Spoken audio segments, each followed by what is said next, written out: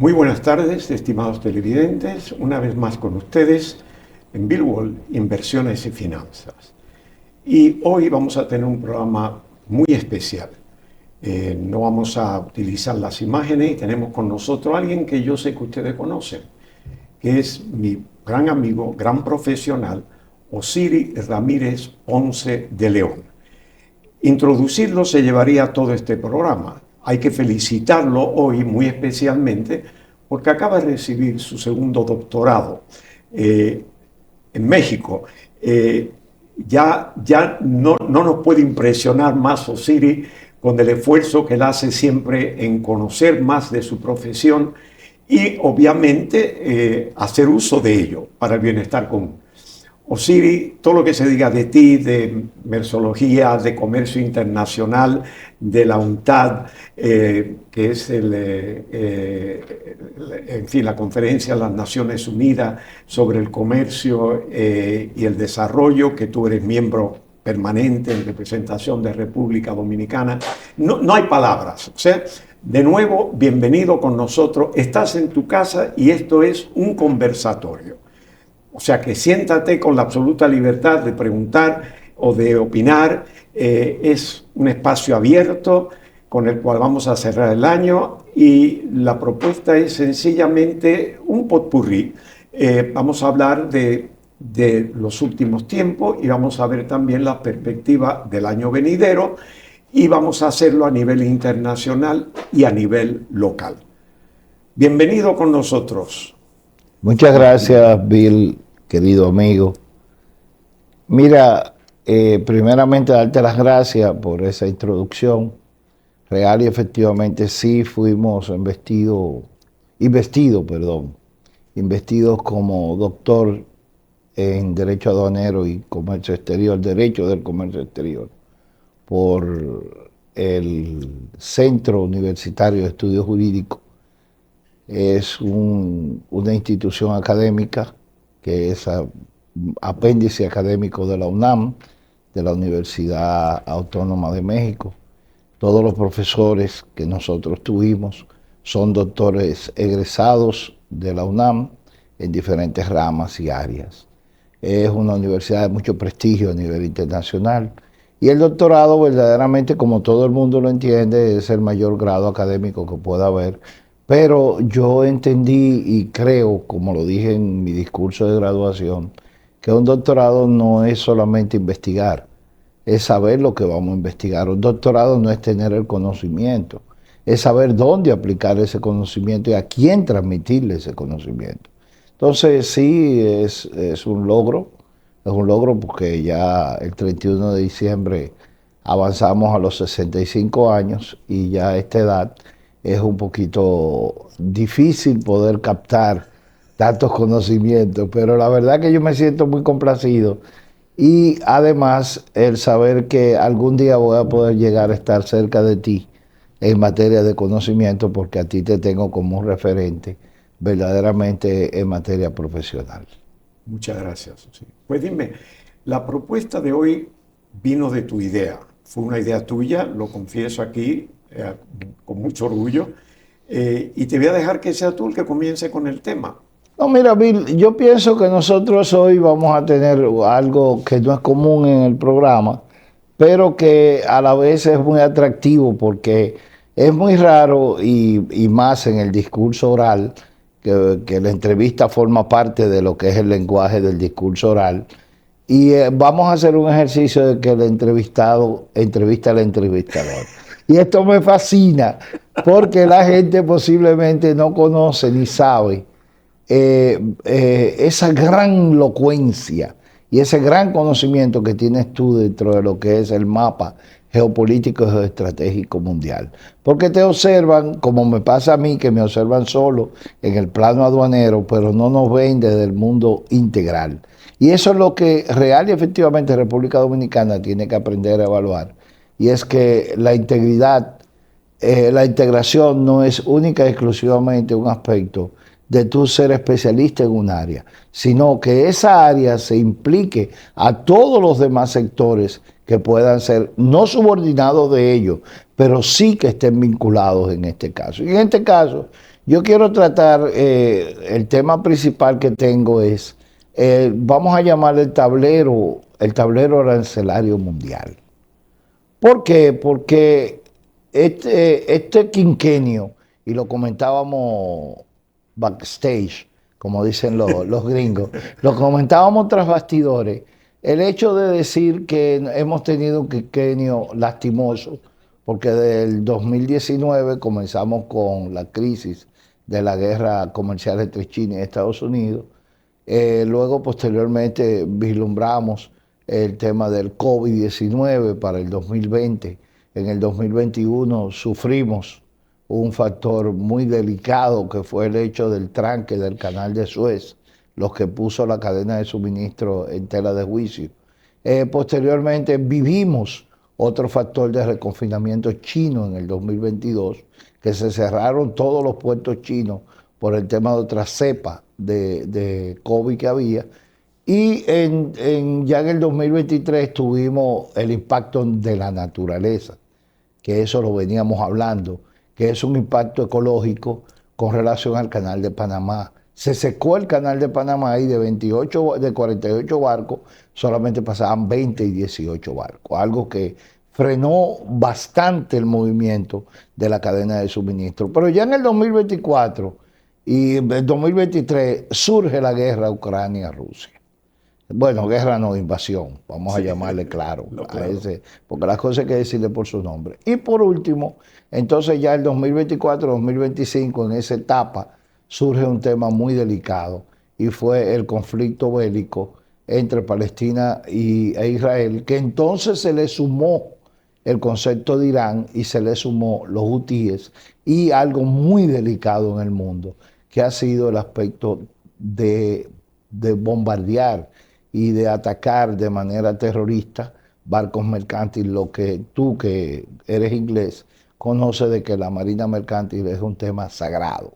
O sea, la marina mercantil es uno de los sectores en el mundo que más respeto tiene, inclusive cuando se habla de lo que es el concepto de los P&I en Inglaterra, la gente los considera lord, porque son personas que tienen una reputación en materia de aseguramiento de buque, de casco, de todo ese tipo de razón. Y yo que he estado ahí puedo dar sentencia, tengo que decir con claridad la importancia que reviste. Entonces, ¿qué yo veo? Yo te quiero preguntar hoy a ti, ¿cómo tú vislumbras este nuevo entrar en el 2025-2026, cuando nosotros tenemos un presidente Trump que ha acogido el neoproteccionismo como su base fundamental para manejarse dentro de lo que yo le llamo una estrategia de equilibrio de Nash, porque es lo que hace que ataca al que a él menos le interesa?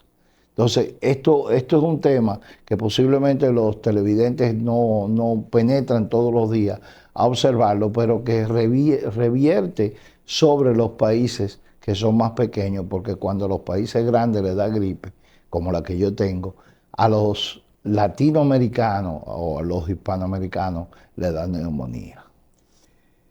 El fuerte impone su criterio, ¿no? El fuerte, desafortunadamente, en el caso del señor Trump, sobrepasa todas las barreras, sobrepasa todos los principios, sobrepasa los valores. Es la imposición de la fuerza, ejercer la fuerza. Desafortunadamente, el mundo de hoy no tiene estadistas de la calidad que tuvieron posguerra, inclusive pos Segunda Guerra Mundial, ¿no? Los Adenauer, Merkel, no existe nada de eso. Eso eran verdaderas estadistas que por principio manejar un Estado era mantener un equilibrio. Un equilibrio, evidentemente, donde no hubieran sobresaltos, posiciones extremas, sino tratar de unir y de armonizar. Entonces, hoy tenemos simplemente señores, y el caso de Trump es evidente, que cambia las reglas del juego de un día para otro. Tiene un ego extraordinario, por lo tanto es fácil de manipular. Señor Trump, sabemos todo que fue manipulado por Netanyahu, lo es por Putin. Simplemente darle un reconocimiento a su persona y automáticamente. La cuestión de Venezuela se sale de todos los elementos lógicos, porque no tiene que movilizar una fuerza de la manera que lo ha hecho a un costo enorme para Estados Unidos, que de hecho no se lo puede costear, dicho sea de paso, hacer un montaje enorme, mantener una zona que tradicionalmente ha sido bastante tranquila. Aún en la Segunda Guerra Mundial había muy pocos submarinos alemanes operando en el Caribe, una zona que se distingue precisamente del turismo por su clima, la alegría de los habitantes, en fin, todo esto, la música, este tipo de cosas, y lo cambiamos a un escenario militar, de amenaza militar masiva. Yo creo que lo que estamos viendo es, yo creo, un mundo de frustraciones, manifestación de las frustraciones de personas que no tienen la capacidad para enfrentarse a los problemas que tenemos de una manera ordenada y lógica, y entonces se recurre a lo que poseen, que es la fuerza. Yo creo que el mundo, el 2025, termina con muchísima incertidumbre. Yo creo que eso es evidente.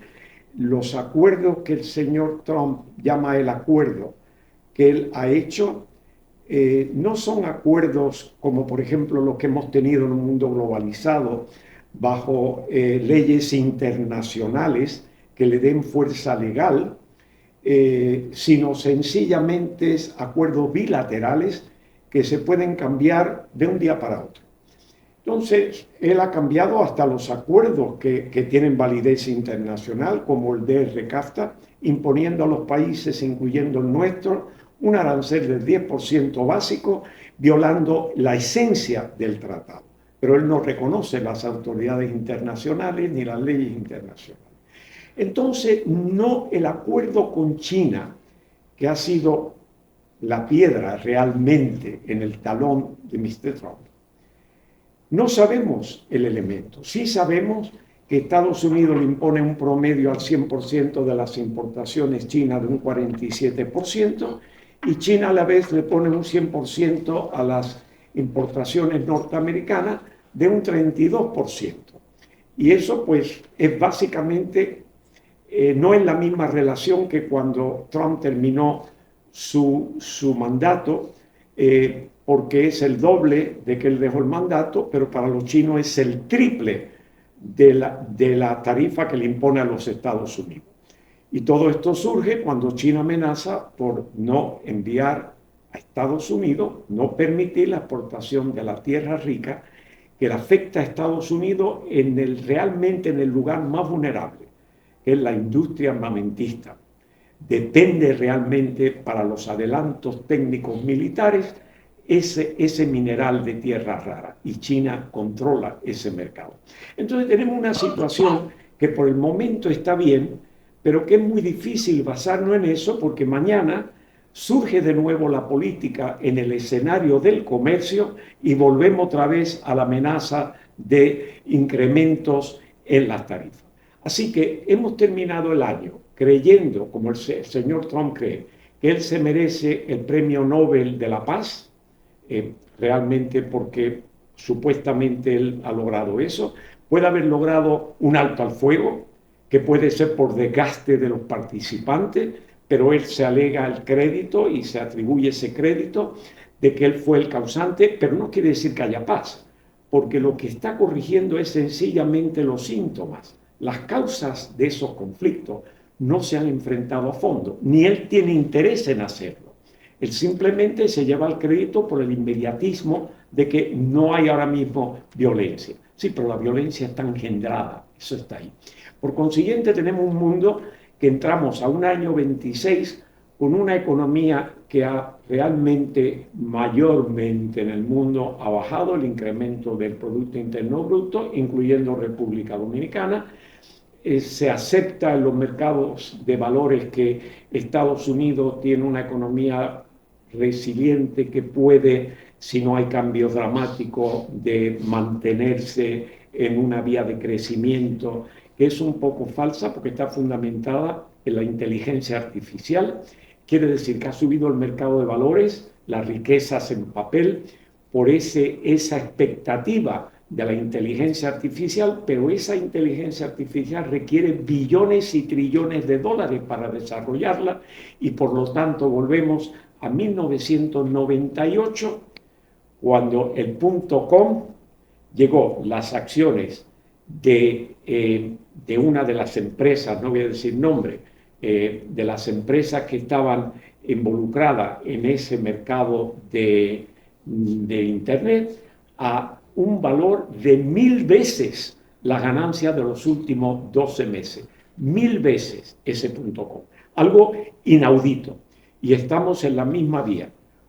Un área que requiere de muchísima energía y que requiere de muchísimos recursos financieros para desarrollo. Y todavía no sabemos cómo eso va a salir y hasta dónde va a llegar. Estamos experimentando y en algunos casos no sabemos las consecuencias de este elemento. Así que estamos en la expectativa de algo realmente que deseamos que sea bueno, pero hay muchas dudas. Ese es el mundo, Osiris, que yo creo que estamos viendo el año que viene. No creo que las economías van a aumentar muchísimo su Producto Interno Bruto. Va a seguir lo mismo. En Estados Unidos hay un elemento de las elecciones de término medio. Ya por las evidencias que hemos tenido, las últimas elecciones menores en Estados Unidos, en estados tradicionalmente republicanos, han ganado los demócratas. Hay fisura en el sector americano del sector judicial, jueces federales que ya cuestionan las actividades y el mandato que se ha dado el propio Trump, y van a cuestionar, incluyendo las tarifas, y esas fisuras se empiezan a ver. El Partido Republicano es el que posiblemente más pierda, puesto que Trump, no creo que los americanos van a permitir un periodo más, pero sí el partido puede perder las próximas elecciones. Así que eso está en un péndulo, ni siquiera él está sobre una base sólida. Así que yo, la verdad, creo que va a ser más de lo mismo, y los países como el nuestro van a tener que ver qué tipo de enfoque se le da a la situación para manejarla con un equilibrio que no nos perjudique, digámoslo así. Mira, yo pienso que has abierto un abanico muy amplio, porque has tocado muchos temas, fundamentalmente relacionados primero con la visión que tiene el presidente de la potencia mayor del mundo, que es una visión, como hemos dicho, neoproteccionista. Cuando por el otro lado, que es China, que lo acabas de mencionar, se presenta el año pasado en Davos con una política multilateralista, o algo que ha dejado al mundo en sorpresa, porque los chinos tienen una característica de tener un gobierno comunista, y el comunismo tiene una visión de economía planificada, y como economía planificada muy difícilmente los chinos vean el multilateralismo, porque el multilateralismo se asocia mucho a lo que se llama el neoliberalismo, que lo han traducido, siendo una corriente económica, no una teoría del comercio internacional, porque hay que corregir eso. Esto no es una teoría, es una corriente. Y las corrientes del neoproteccionismo y la corriente del bilateralismo son muy claras y específicas. Una va a proteger la industria y la otra va real y efectivamente a liberalizar todo lo que sean aranceles y abrir fronteras. Entonces, ahí es donde está la base fundamental de esta discusión. ¿Hacia dónde van a correr las grandes potencias?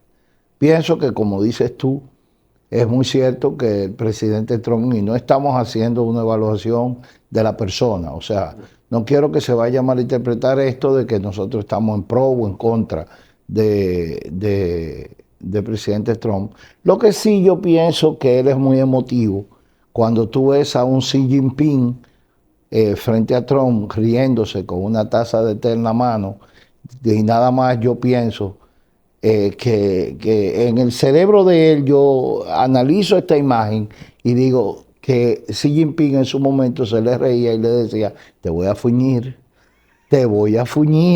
No crea que tú a mí me vas a molestar. No, yo soy el que te voy a fuñir. Y creo que con estas conclusiones que se llegaron en esta reunión de Seúl, el mayor ganador fue China. Sí. ¿Por qué fue China el mayor ganador? Porque le dobló el pulso desde el punto de vista económico a un mundo tan importante como son los Estados Unidos. Pero a mí me gustaría que pasáramos en el próximo segmento que vamos a tener, porque veo que nos están haciendo...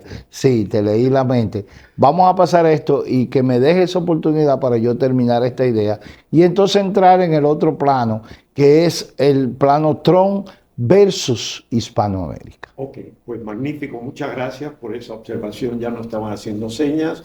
A una breve pausa y volvemos con ustedes con este, para mí, interesantísimo tema. Espero que sea para ustedes también.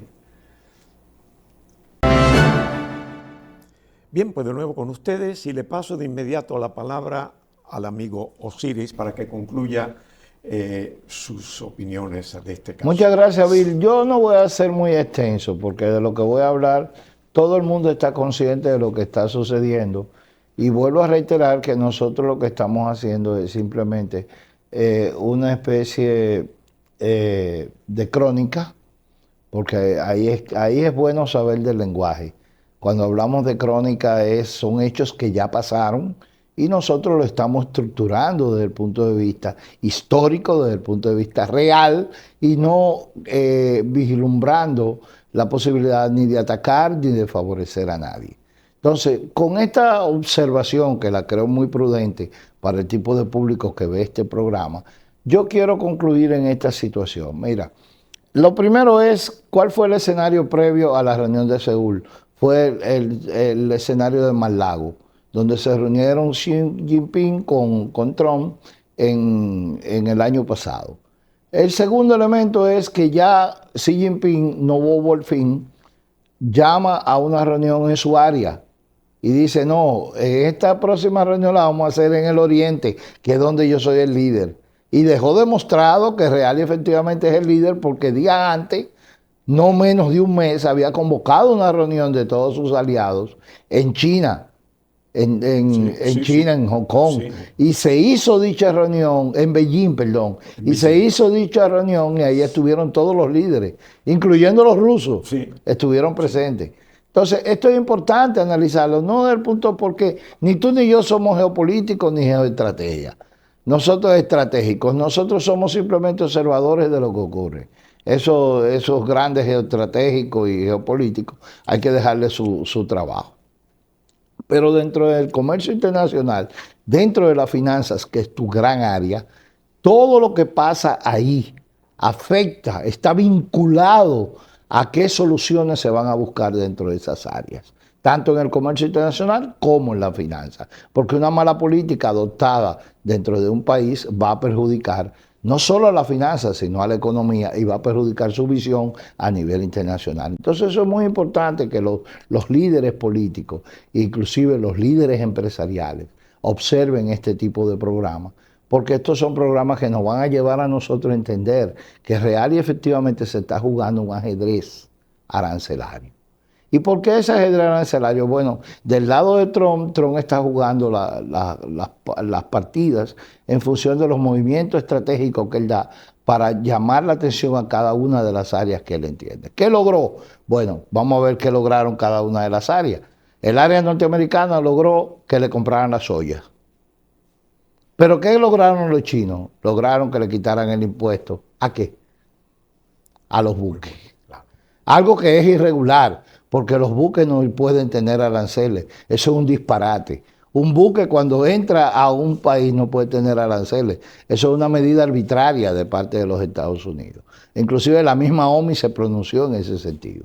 Y en tercer lugar, hay un dato muy importante, y es que los chinos, no tontos como digo, al fin, porque son muy fríos, ¿qué logran con ellos? Vender su tierra rara y que los norteamericanos se complazcan que Trump pueda vender a Xi Jinping como un líder mundial. Porque lo dijo el propio Trump, no lo dijo Xi Jinping.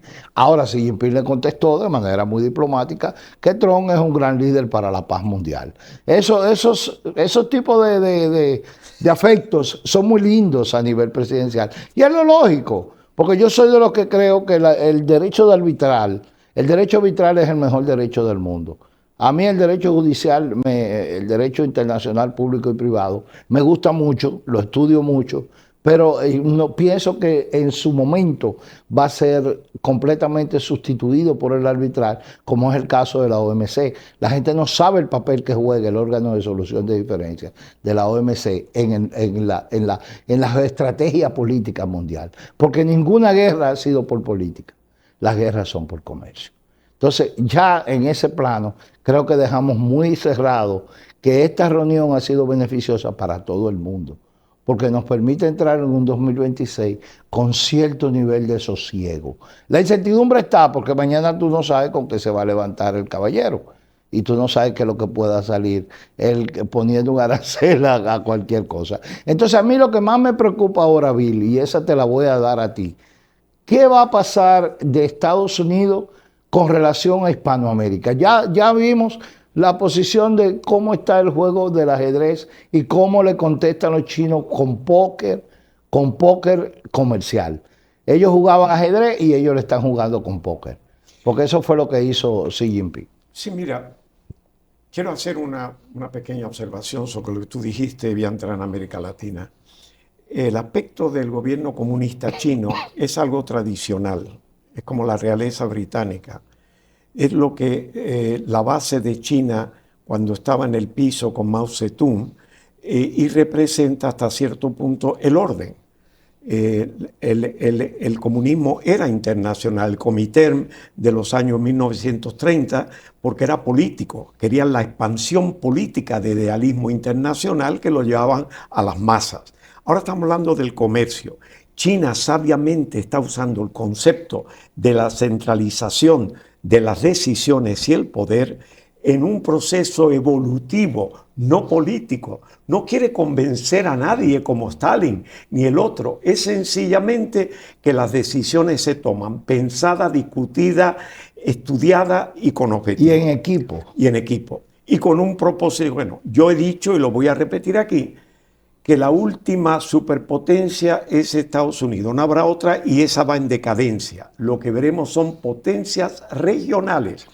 Y fíjate bien el fallo precisamente del gobierno americano, ya no me atrevo a decir Trump, pero de todas maneras Trump, que le vende a Taiwán un paquete de 11.000 millones de dólares de armamento cuando hace un mes llegó a un punto con China de quitar la presión del conflicto arancelario entre los dos.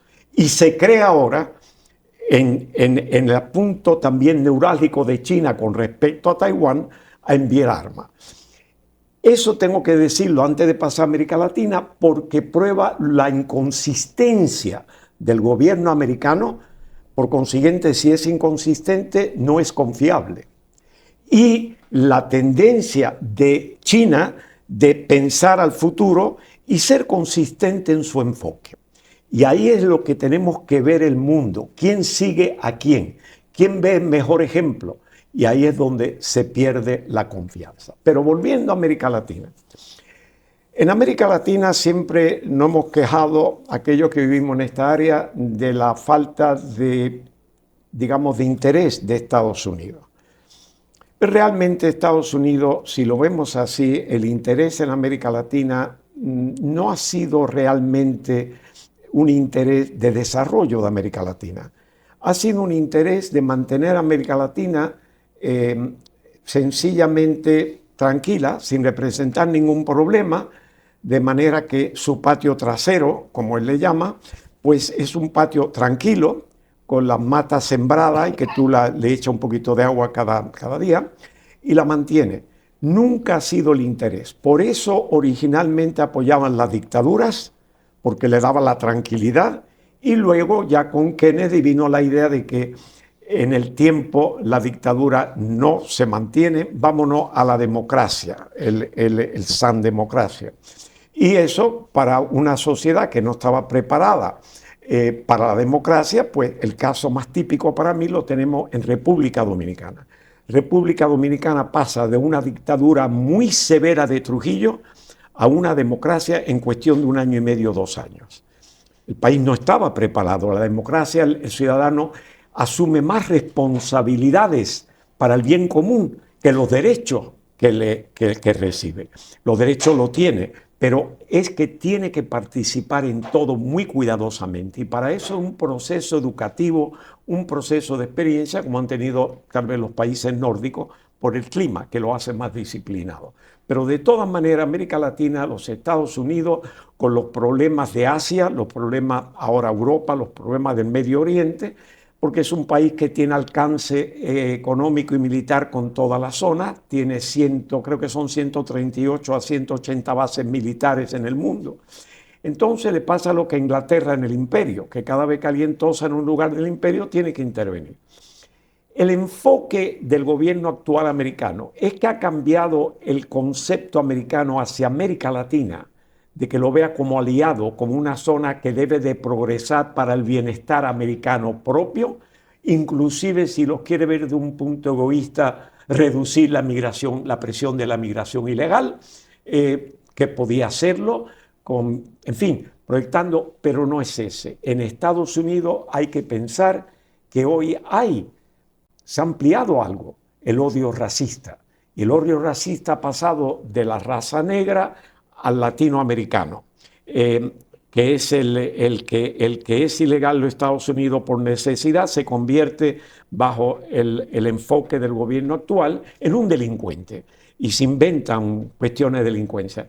Entonces es un país que depende de esta mano de obra, pero no le da la oportunidad. No le da la oportunidad de crecer con el país. Lo que quiere es esos 350.000 haitianos que están disfrutando ahora de una protección temporal, ya se le acaba según el señor Trump y lo va a devolver a Haití. O sea, puede venir aquí y decirnos el secretario de Estado que podemos manejar la inmigración pues defendiendo los intereses dominicanos y el ilegal, pues si no tiene puesto aquí, voy a Haití. Pero por otro lado, le van a meter la presión a Haití de enviarle una cantidad de gente por sencillamente la política interna. Tenemos la interna y la externa. Y la interna siempre pesa más porque ahí es que vienen los votos. Entonces tenemos a América Latina en una situación donde hay cambios de la izquierda a la derecha, que ha sido una de las debilidades grandes de América Latina. El péndulo extremo. No llega uno de los dos extremos a unirse al centro y crear la estabilidad social. La estabilidad social que la representa la clase media, porque la clase media es la que obtiene cierto nivel de riqueza por sus esfuerzos, lo gana a base del sudor de la frente, trabajando, educándose, mejorando, sacrificándose, y a la vez cumple con todos los requisitos de ley. No va a violar la ley, cumple con los requisitos de ley. Esa es la base que sostienen los países, la clase media. El péndulo, cuando va de un extremo derecha a un extremo izquierda, debilita el centro, porque fíjate bien que el péndulo donde más rápido vas es precisamente en el centro. Por consiguiente, barre y lo lleva de un extremo a otro, donde se crean las grandes diferencias.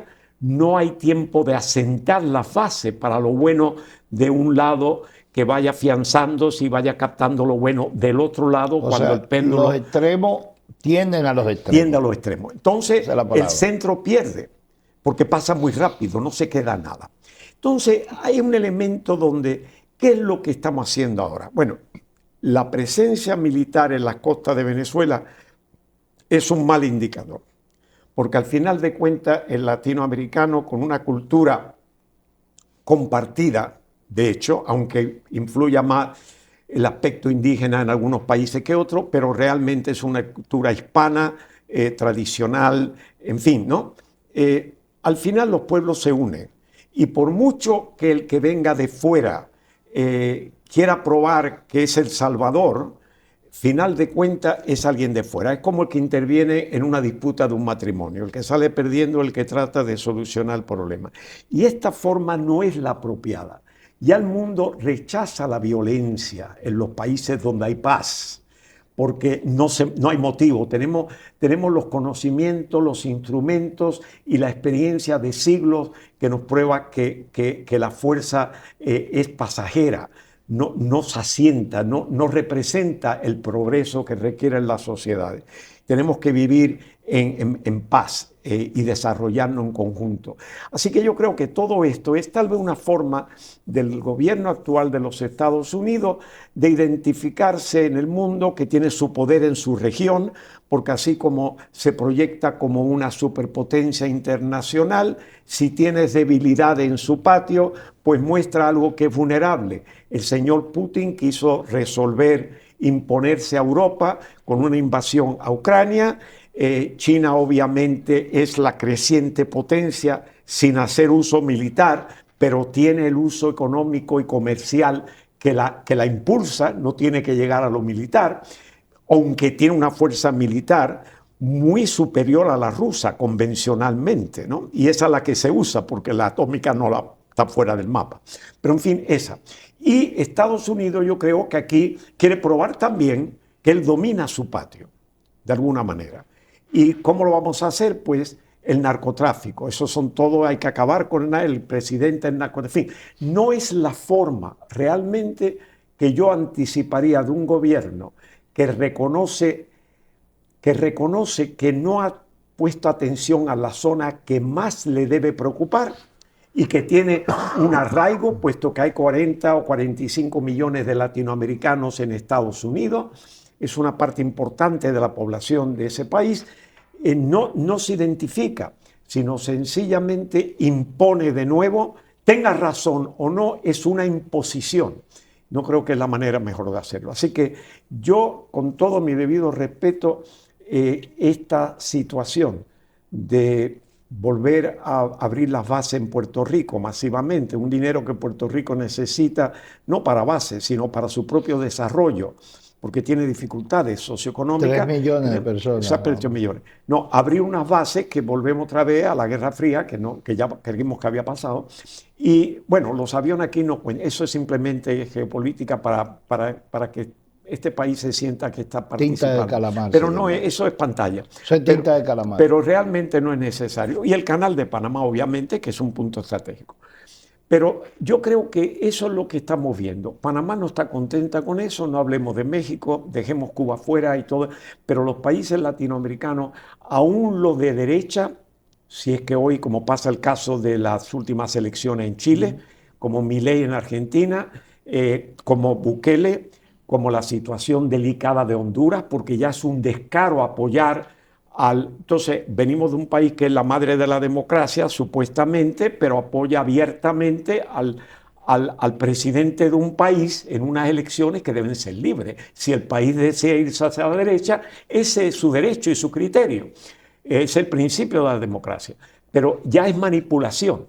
Y entonces yo creo que va a recibir, y lo vamos a ver el año que viene, creo yo, va a empezar a ver un efecto negativo de la forma en que esa política de atraer Latinoamérica la está enfocando. Yo creo que la está enfocando comparándose al dominio de esta zona con lo que quiere, por ejemplo, digamos, Israel hasta cierto punto por sobrevivencia en Medio Oriente,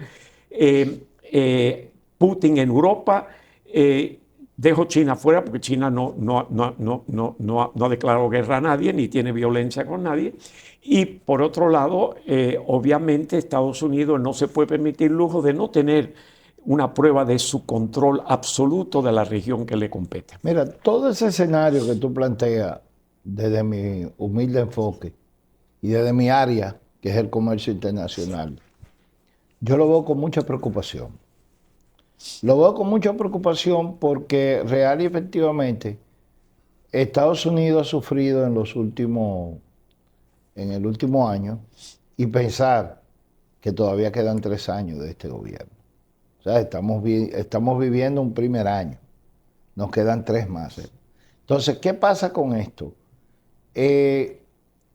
si tomamos los parámetros del comercio exterior de Estados Unidos con Hispanoamérica, vamos a ver cómo las exportaciones de Hispanoamérica han ido hacia abajo. Y vamos a ver cómo las importaciones de Estados Unidos de otros países han ido subiendo. Entonces, algo que nos perjudica a nosotros por razones muy obvias. Porque real, efectivamente, como lo dices tú, somos el patio trasero de ellos, pero real y claramente las importaciones chinas han afectado mucho el hecho de las exportaciones norteamericanas hacia el sector de Hispanoamérica. Entonces, ese conflicto es el que yo entiendo de que, por ejemplo, yo me quedé asombrado ahora cuando estuve un mes en Venezuela de ver unos supermercados iraníes con productos iraníes. ¿Y cuándo yo me iba a suponer que de Irán iban a mandar mercancía para Hispanoamérica? Para mí fue un choque, porque real y efectivamente esto es algo sorprendente. No obstante, como el tiempo en televisión es tan delicado, este tema es un tema que amerita un nuevo programa, pero ya para ver perspectivas. Yo pienso que deberíamos plantearnos a principios de año hacer un programa para ese caso. Ok, pero me va a permitir, me están haciendo señas, esta va a ser, y seguimos después de la pausa, ¿verdad?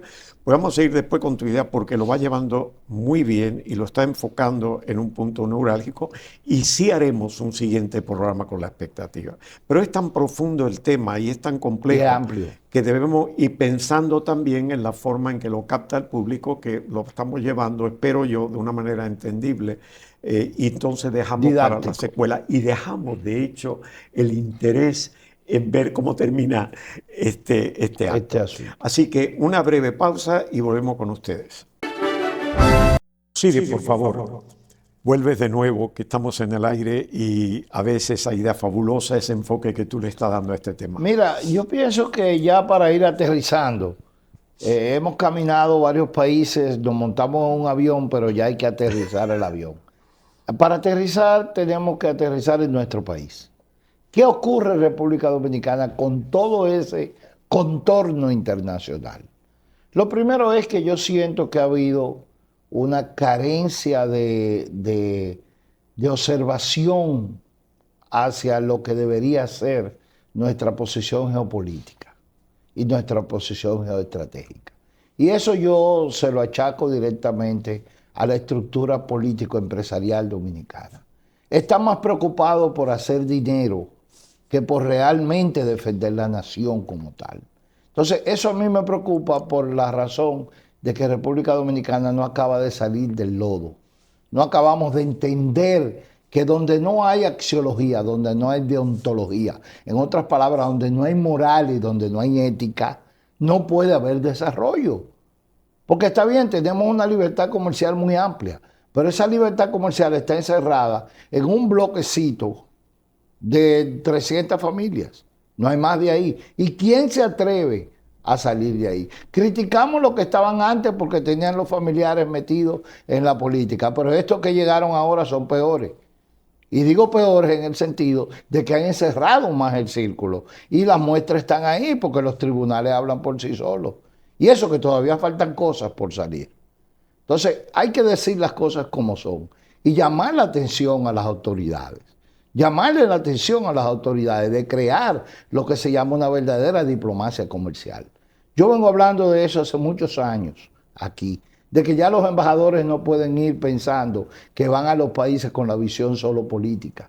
Tienen que ser diplomáticos comerciales, tienen que ser ellos promotores de lo que es República Dominicana, como organismo, como elemento de representación del país. Entonces, si nosotros no nos seguimos encharcando en la educación, si nos seguimos encharcando en la tecnología, porque somos de los países con más avance desde el punto de vista de la comunicación, de las TIC, pero no la empleamos. No la empleamos porque la mayoría de los muchachos que están aquí son contratados por empresas extranjeras. Aquí me da a mí un miedo terrible que la mayoría de los muchachos que yo preparo en administración y en un sinnúmero de elementos en las universidades, lo contratan en empresas de Dubái, lo contratan en empresas de España, se lo llevan los Estados Unidos. Entonces yo me pregunto, ¿Qué tú le estás brindando a nuestro país? Y nosotros que nos estamos preparando para poder ayudar a preparar, no le vemos una solución. Ejemplo, las universidades. Las universidades le pagan aquí a los profesores chilatas que no dan ni siquiera para... Hay una universidad que me paga a mí 10,000 pesos al mes por ir a dar una materia y eso yo lo gasto en gasolina. Eso es vergonzoso para una persona que tenga la preparación académica que tengo yo. Y así como yo, hay muchísimos otros maestros que real y efectivamente, hasta que aquí no se respete el maestro y hasta que aquí no se respete lo que es la educación, nosotros estamos fracasados. Y eso, que tenemos un presidente que es dueño de una universidad, que debería ser la primera persona que pusiera en primer lugar a los maestros. Y hago la crítica directa, porque yo no hablo con tapujos. Entonces, el empresariado mismo, tú le presentas al empresariado un patrocinio para un congreso y realmente, ¿qué te dicen? Entonces yo pienso que nosotros debemos dividir el elefante por partes. Y voy a dejar este tema hasta aquí para que eso sea la razón existencial de un próximo programa. Ah, pero eso está comprobado ya. Tú eres muy elocuente y tienes mucha razón. Yo estoy totalmente de acuerdo y voy a decir algo que lo hablamos precisamente esta tarde, antes de comenzar el programa, y es aquello de mi temor a que la sociedad nuestra, por complacer, se haya vuelto muy conformista y por consiguiente evade la responsabilidad de analizar los problemas con la intención de, primero, corregirlos y segundo, prevenirlos, de manera que hay que tener un enfoque no inmediatista, como estamos viendo, de los 4 años de elecciones, todo lo medimos en base al periodo del gobierno y medimos el principio hasta el fin. Periodo de 4 años. Billy, salimos de una elección y ya pasamos estamos en otra. No, tenemos que verlo en plan de analizarlo y lo vamos a hacer en el programa que vamos a hacer tú y yo a comienzo del año que viene, porque ya estamos final de año. Vamos a hacer este programa y vamos a ir más lejos. Yo voy a proponer aquí ante los testigos que nos vean y nuestro camarógrafo, voy a proponer que nosotros mensualmente, siempre que tu tiempo te dé, vamos a hacer un programa como este. Vamos a sacar temas, tú que estás en contacto mundial, en los foros diferentes, temas como esto, y lo vamos a traer ese día, una vez al mes, vamos a llamarle a hacer conciencia, a que la gente esté consciente de lo que hay, cómo nosotros lo enfocamos y siempre con la mejor intención de que el pueblo, la gente, participe más en su futuro y en su toma de decisión, que asuma responsabilidades. Así que con esto me despido de ustedes, ya estamos llegando al final de año, muy buen año nuevo, todo lo mejor para ustedes. A Osiris, una vez más, me siento extremadamente agradecido. Honra el programa con tu presencia. Gracias, y yo estoy seguro que el público está muy consciente de ello. Damas y caballeros, hasta el año próximo. Muchísimas gracias.